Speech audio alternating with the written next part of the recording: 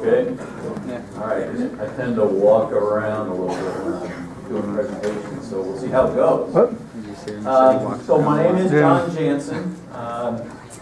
Tell you a little bit about my background. Let's see, Michael already asked me, where did I get that picture that's in the brochure, but it's up on top of the Piper horn in the Wasatch. I don't seem to always like these mug shots that everybody's got, so I don't use them very often.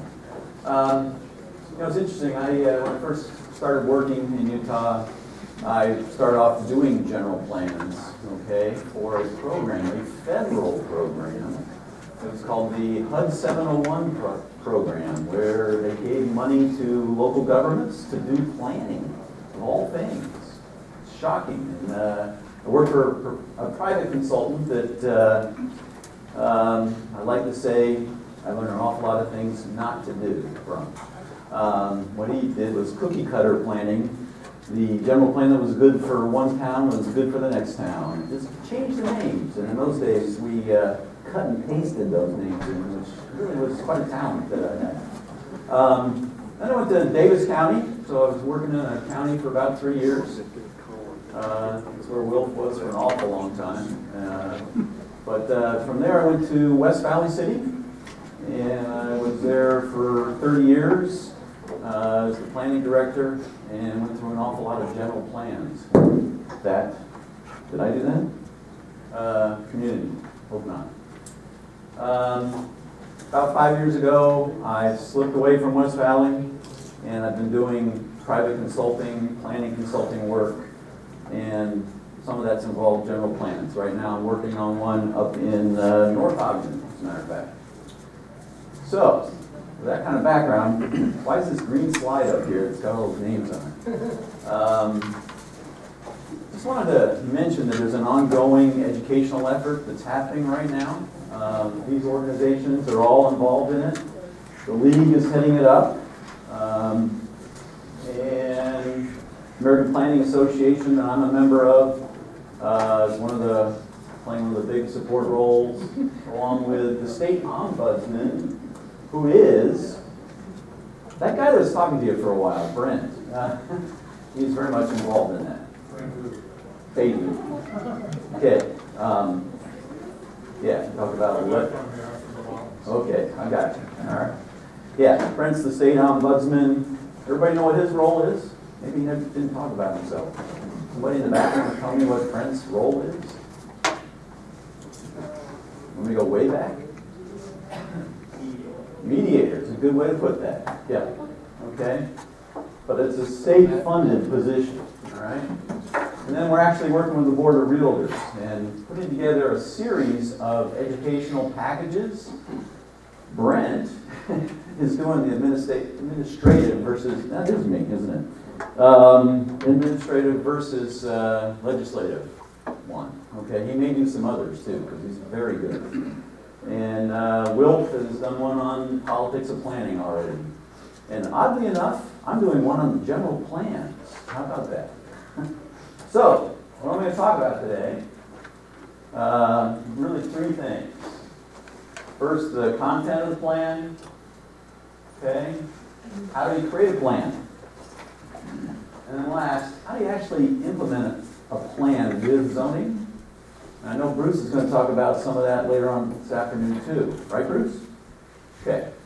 So how many of you county folks have a general plan for your county? Okay, that feels pretty good. How many don't have one for your county? Are you willing to put your hand up? How many don't know about that? There's another idea. So I was kind of curious because, you know, as Will said, general plan is required for every community, every county.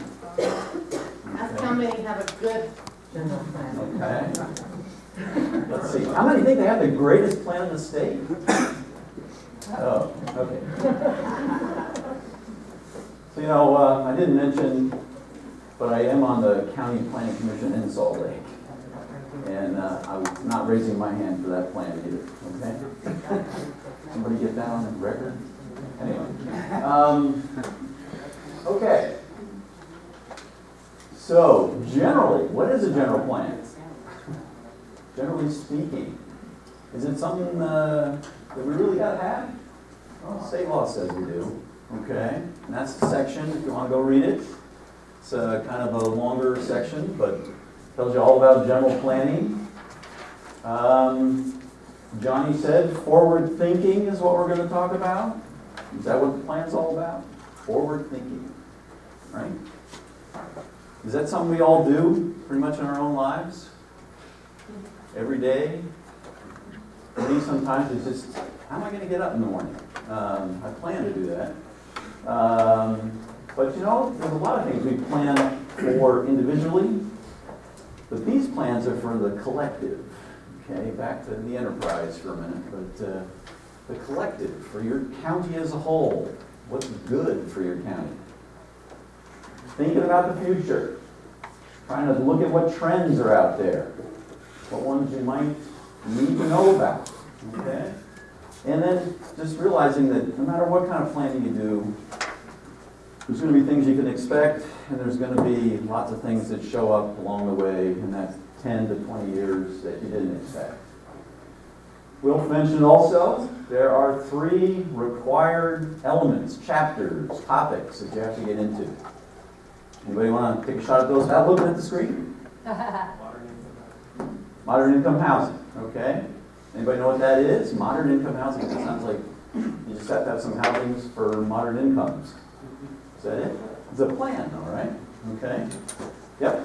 Question.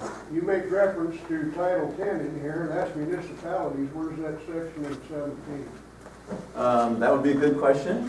And let me see. If I didn't say this earlier, I should say it. My reference is generally speaking cities. Everything that's said about cities applies to counties, but I might not have the reference unless you do. 1727A, 401. Sounds right. Okay, sounds good. Sounds good. Okay, so I heard housing. Anybody got another couple? 2 more. It's actually not. You said economic development. 2 more? Land use. Land use. Yeah, how about that? Land use. 1 more? Transportation. Sounds good. And did we hear about 1 more this morning?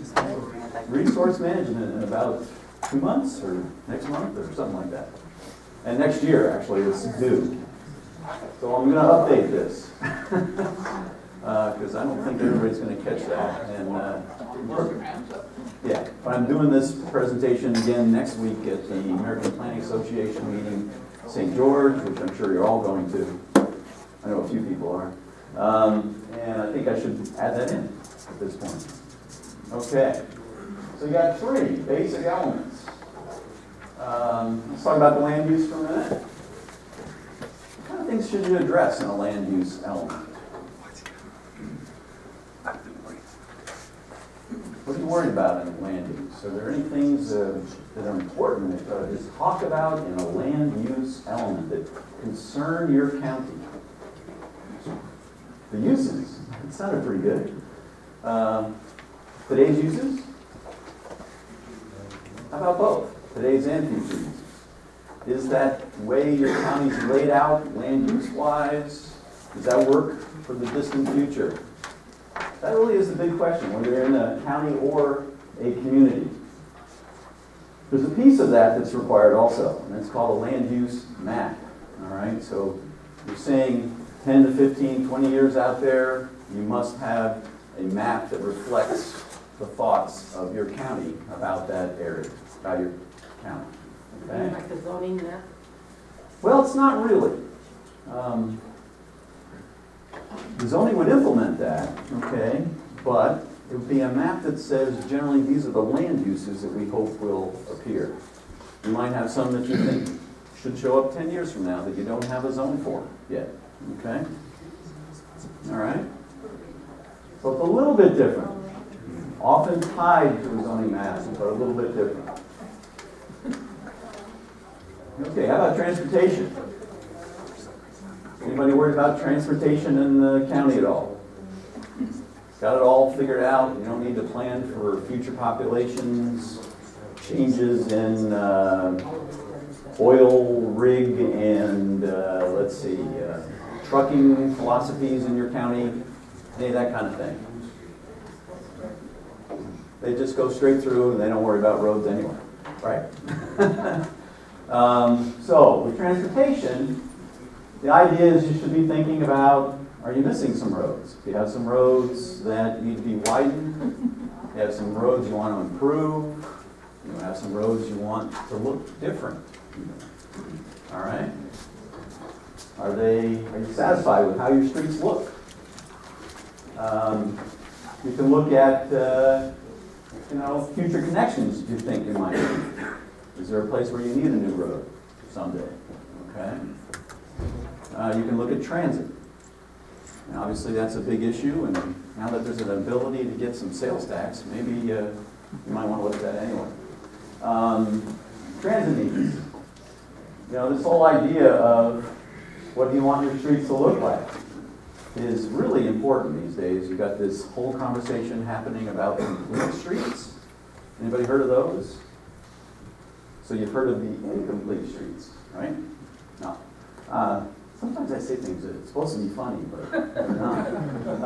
Anyhow, complete streets. That's this idea that you take a street and you're not just designing it for the trucks. You're not just designing it for cars. You're designing it for people, for bikes, all kinds of different modes of travel, maybe even buses.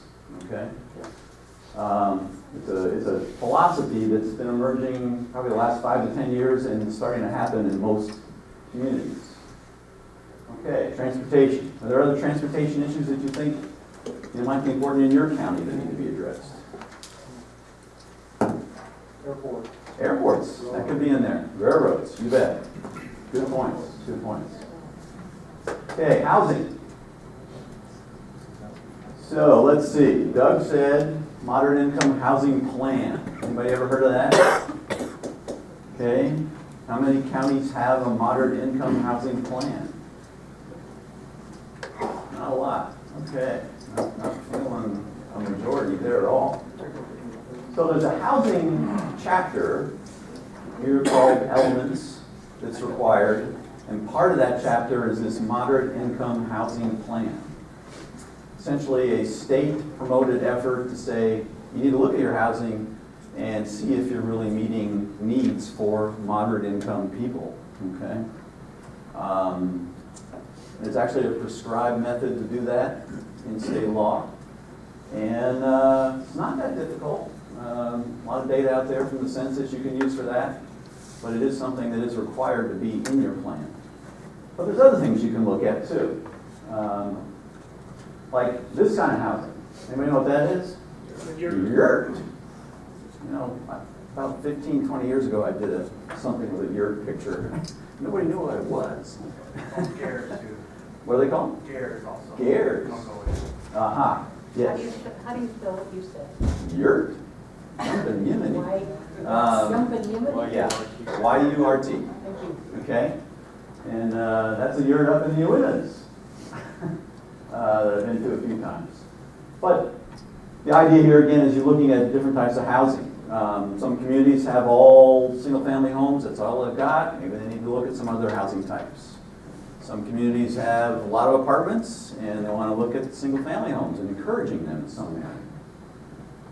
Do you have enough senior housing in your community? Do you have something for people that are working out in Vernal besides hotels? Is there anything else? Other ways to address that. And then for many of your counties that have colleges and universities, how are you housing your students? How do you do that? So, the housing element. Okay. So those 3 required ones are Land easy use. and housing. Okay, those 3. But there's one more, and now obviously there's one more in the resource management. But this one, in a rural county and even some of the more urban counties, there are some areas that have been designated as agricultural protection areas. And state law has been formed to support those. And so you have to look at impacts on those areas if you have any of those in your community. And that doesn't mean just something that's zoned agricultural. It means something that's actually been designated as a protection area, okay? What causes it to be designated? It's a petition process, essentially, an application process. Yeah. It takes a legislative action, actually. Yeah, it's no easy thing, but there are several of these around. But let's look at that last question, too, that's on there. This is a big question for most counties, I think, and most communities. Dealing with the agricultural areas that are there, should they be preserved or developed? When I worked on West Valley City's first plan in 1981, that was a big issue, okay? You had nice, huge 10, 20-acre farms all over that town. And raised that issue as the planning sat, and eventually the council said, no, we're not going to worry about that. I'm working in North Ogden right now. They have many agricultural parcels still there, surrounded by single-family homes. The issue hasn't come up until we went to an open house last week. And the issue came up pretty loudly that we ought to be talking about preserving, in some manner, some of the agricultural heritage of that town. Okay? So now we start to go to optional elements, optional pieces that you might want to have in your plan. All right? Environmental stuff. There's tons of issues. And I've got a big list there. And you can see some really nice landslide things happening. Vegetation. Some people want to preserve creeks and rivers. All those environments. There's a ton of environmental issues that can be addressed. And really what you're really doing is saying, in my county, what's important in that topic that I need to get some information, need to have some policies about, you need to do some work on. And that's all up to you. That's just a list. You don't have to use that list. You could use 2 of them and be happy and say, those are the important ones that we need to look at. Okay? Public services. Where have you got? Sewer and water at this point? You know, how are you handling the septic tank issues? Irrigation water? Storm water? All of those things.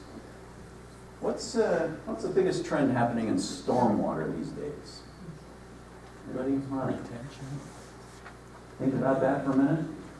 Just handling that water the way we have for the last 20, 30 years?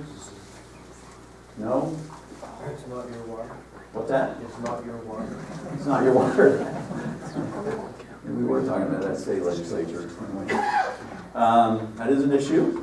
What is happening with that, though? Retention, mostly. That's right. Okay, whoever said that.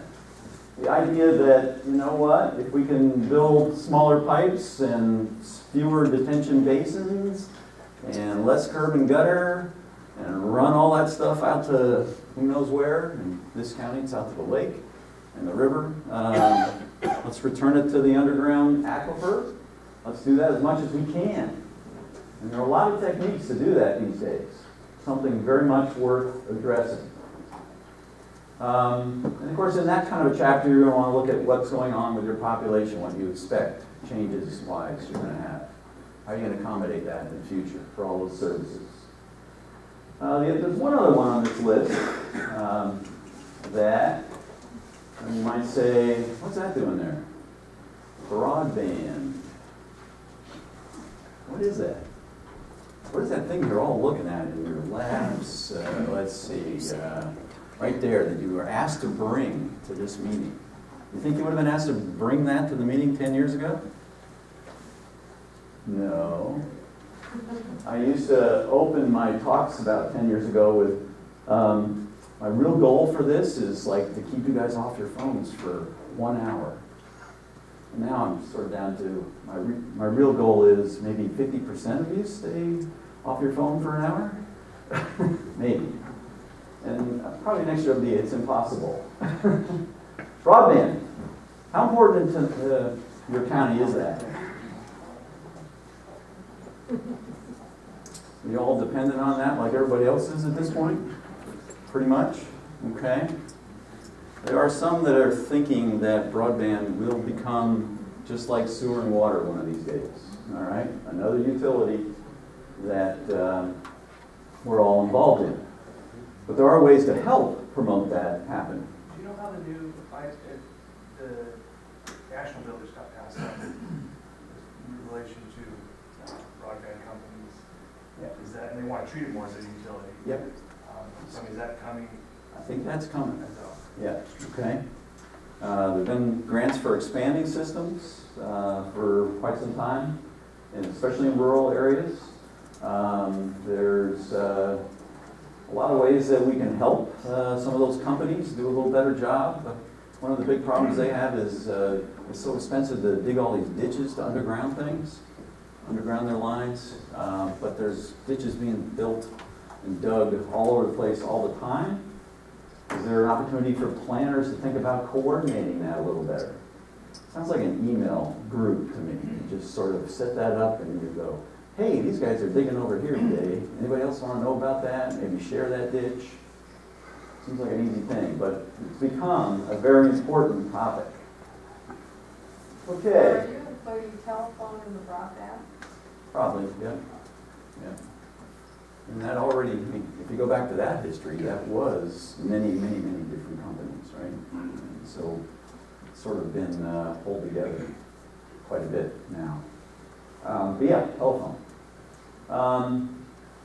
So rehabilitation, redevelopment, conservation. These are, got some special areas in your county that you think ought to be preserved, historic areas. You can look at those. You got some special areas in your county that are in trouble, okay? Have, you know, dilapidation, deterioration kind of problems. You can address that in your general plan. So, economic development. You mentioned economic development, right? Okay. You want to sort of get into economic development? Is that important to your county? That'll be a chapter on it. Yeah? Yeah, sure. You know, a lot of folks don't really understand how their local economy works. Sometimes you almost have to go to a specialist to even talk that through. Economist, a market demand person, that kind of thing. But really understanding how it works is very important. You know, even, I'll tell you, just in North Ogden, thing that's been happening lately is people can't seem to understand that future commercial growth is dependent on having some more people, having some more rooftops in the community. It's a pretty simple relationship, but one that people find hard to accept. It's like, why can't we get one more big box to get all that sales tax and then we don't have to ever have our taxes raised? Well, you can't get the big box because you don't have enough population, right? Anyway, interesting stuff to think through. And you can plan for that both physically and with policies. And this last one, I say add your own element. And for some reason, I'm going to probably change this too. I put parks and recreation in there, but I think that ought to really be in every general plan as its own chapter. But there's a variety of topics there, okay, that you could get into, and there could be other ones that are important in your county, and you just really want to get them addressed. And obviously in some places, whoops, sorry. Yeah, I won't skip that. You know, the air pollution issue is huge, okay? Adding those solar cells to the rooftops is huge. Adding windmills to yards, maybe even neighborhoods get windmills someday. Local foods become big. This whole idea of sustainability, define that however you want. And, you know, there's just a lot of things you can address if that's something you want to do in your plan. What's important to your county? Just a little bit about trends. Certainly as you're going into a planning process, you want to try and understand the trends that are happening both locally and regionally around you, okay? Who are these baby boomer guys and gals? You raise your hand, I raise my hand. Okay? The older folks, what we wanted 25 years ago, is that still what we're going to want in the next 10? Probably not. The younger folks, in the 25, 35-year range, don't seem to care as much about the same things that boomers wanted a few years back. Technology, we already talked about the phone. Unbelievable, the changes in 10 or 15 years. And then just getting around. Gas prices are cheap now. They weren't a year ago. And do you think it's going to go back there? Some nodding heads, and I think it's going to go further someday too. But maybe technology will change that. There are a couple of long-range planning visions for different areas of the state. I know there's one in Dixie, one up around Bear Lake, and there's the Wasatch Front one. Those are the only ones I can think of at the moment. Anybody aware of any other kind of regional visioning that's been done? No. Happening right now, on the court. Okay. So maybe that's something else you'd want to look at. It might not be in your county, but it has been pretty effective along the Wasatch Front for thinking about things a little bit more differently than we used to. This idea of town centers tied to transit has become pretty big. And, you know, your association of government may actually have some plans too that are regional transportation plans and regional plans in general. So let's talk about a vision. That's part of your plan. So we all come together, hold hands, and we have a vision for a moment together. Is that what that is? What I try to do here is to talk about the idea of setting a vision for your community becomes kind of these guiding principles for a county, all right? Where are you going to be 10 to 20 years ahead? Part of that vision shows up because you've addressed all these different topics, and you kind of pull that together into what this county ought to look like out there in the future. You should have some goals, all right, within that vision or attached to that vision. I think what's really good about visions in a general plan is that you can read that and use it to weigh your current decisions. How do those current decisions affect the long-range vision for your county? There was one thing that Brent said, and since he's not here, I can do that. I would say it anyway. You know, we talked about rezoning this morning. Okay, just you had the grocery store in the middle of the residential neighborhood. Okay?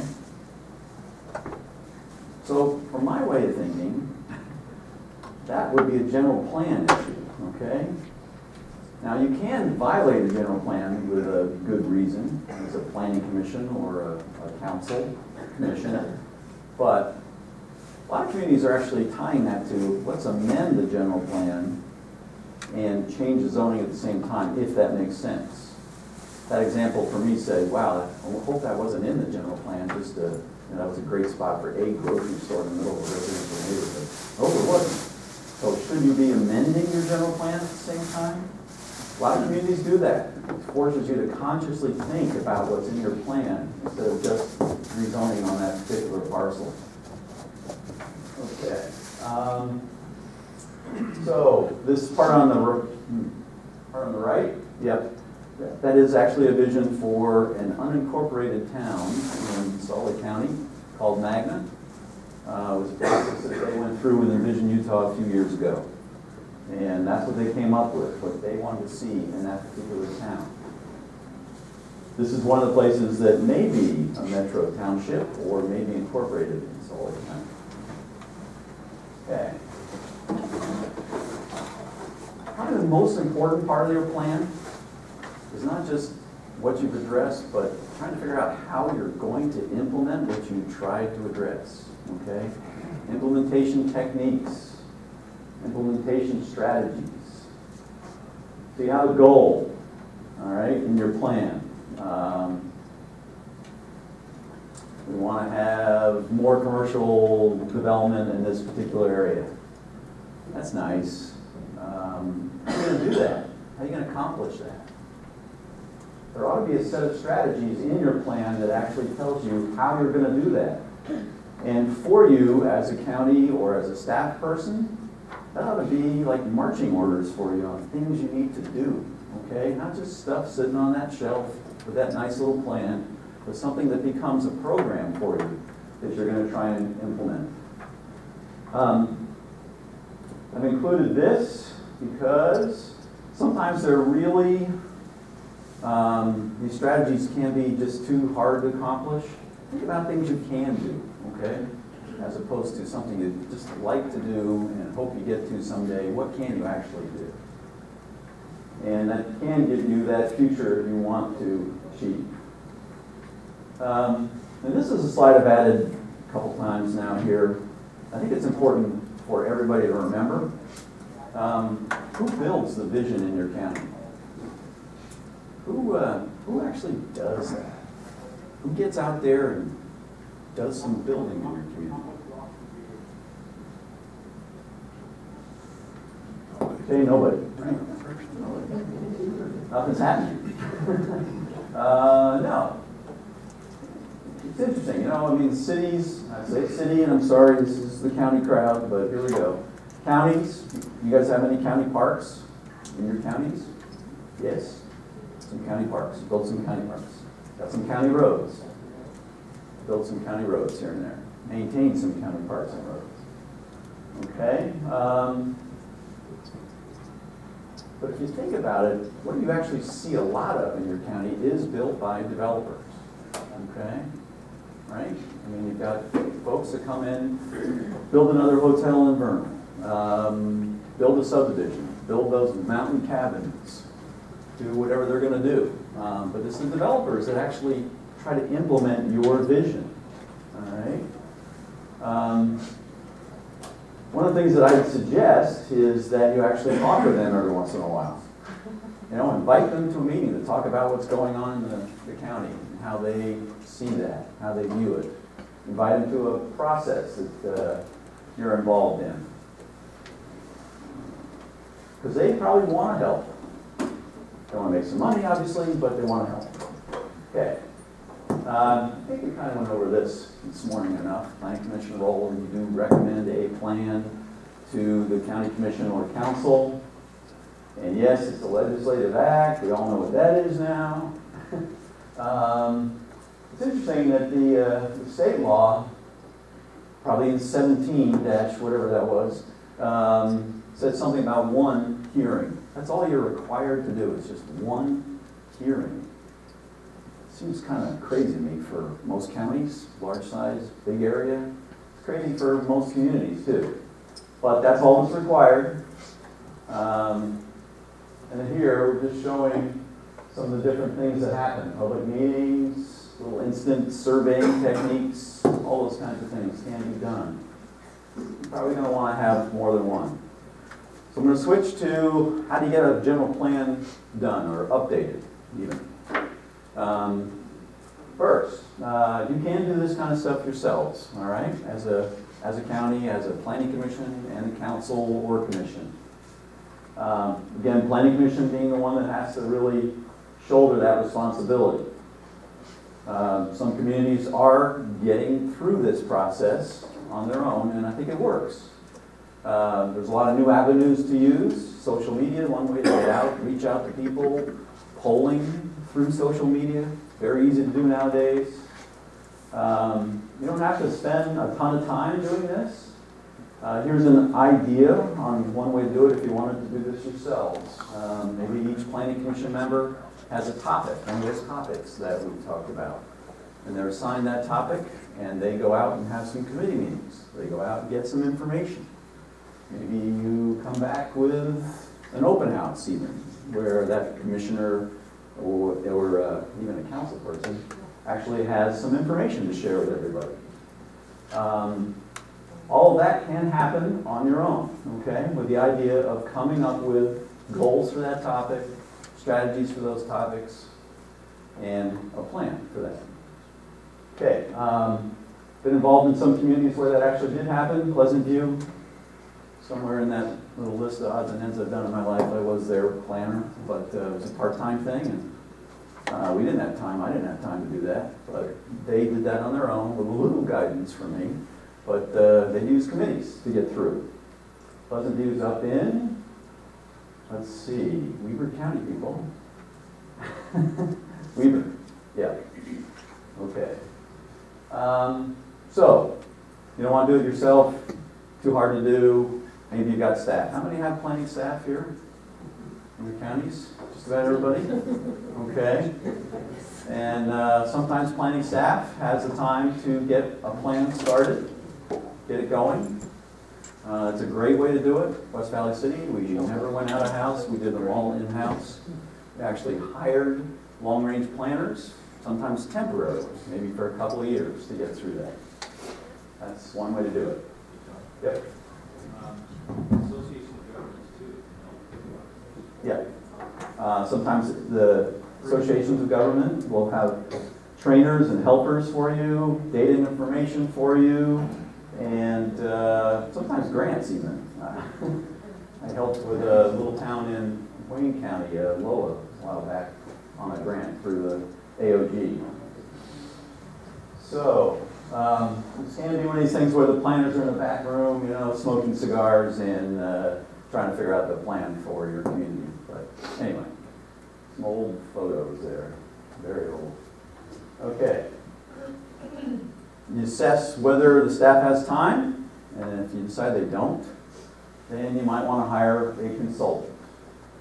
Sounds like you're all going to be hiring consultants for resource management coming up.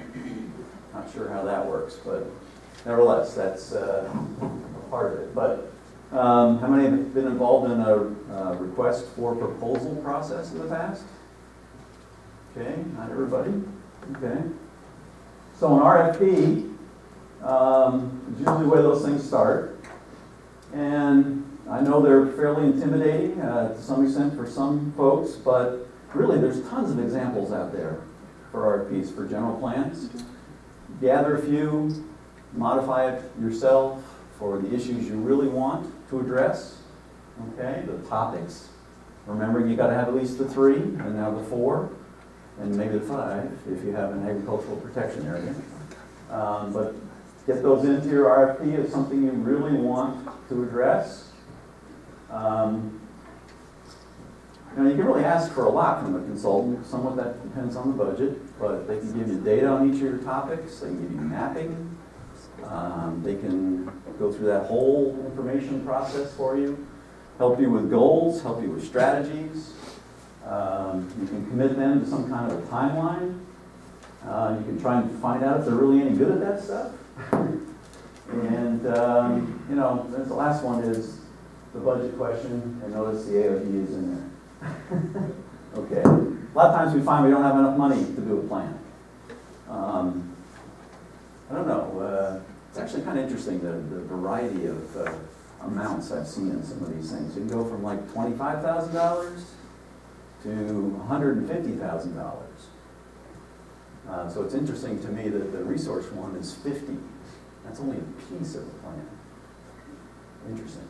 Anyway. So, there are a lot of great plans out there. You'll notice I didn't put any county plans on the list. Just because I don't know of any that are actually, I think, that great. These ones are worth looking at. Big Water, where is that? Where's Big Water? Yes, okay, thank you. Sorry, one kind of blank there. They actually did most of that work themselves. Very simple plan, about 15 or 20 pages. Okay? Pleasant View, I just mentioned that because they use committees. West Valley, I mentioned that because I'm familiar with that. And, that was a pretty long process. But one of the things that they really spent their time on was these strategies, okay? Making sure they had something that they could implement and work on. Salt Lake does neighborhood plans, okay? Which I think is another important aspect. So how do you use this general plan? Anybody just look at it every once in a while? door open, okay, keep the door open. It's over there on that shelf over there somewhere. Anybody on planning commissions again, gonna raise your hands? How would you use it on a planning commission?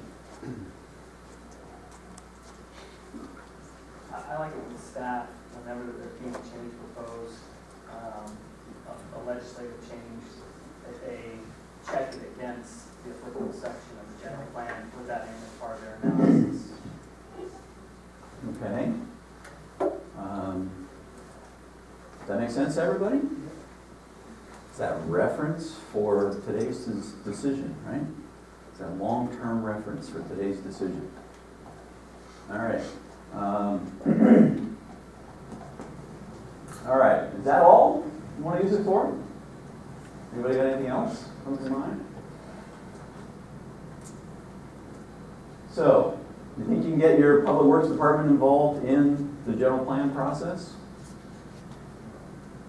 Oh yeah, oh yeah. Which was, I think, yeah, it's a little sarcastic, just a little. Okay.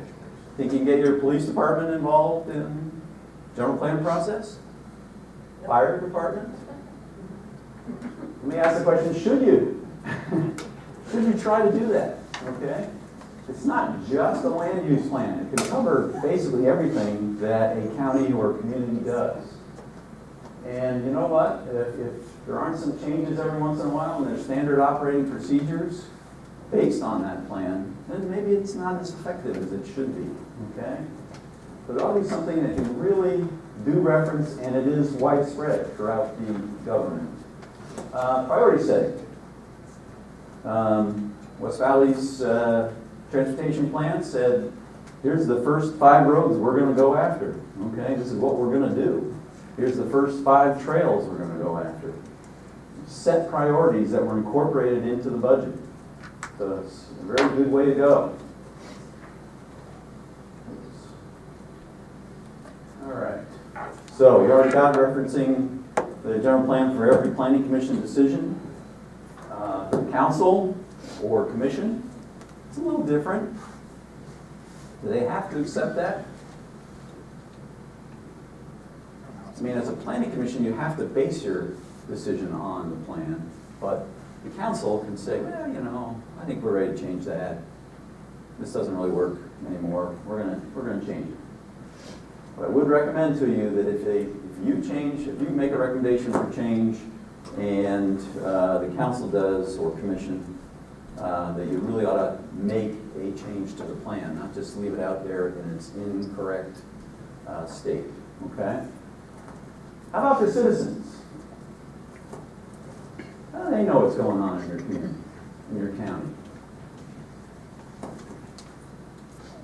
Could just be social media. That rumor started over there, and now it's way over there. And it wasn't right over there, and now it's even wronger over that way. But this plan really should be something that they can rely on. This is saying, hey, this is where we're headed in our future. And again, our developers are trying to build that vision. Okay. Any thoughts about creating a general plan or amending? Yes? Just one thought about that citizen involvement. They typically do not want to get into this end of it. They wait until the plan's in place and then something happens that they don't like and come back in to complain when they ought to be up front now helping that plan get developed. Totally agree. How can we avoid that? What do you do in your planning process? Let me tell you one we had in West Valley. We had a front page picture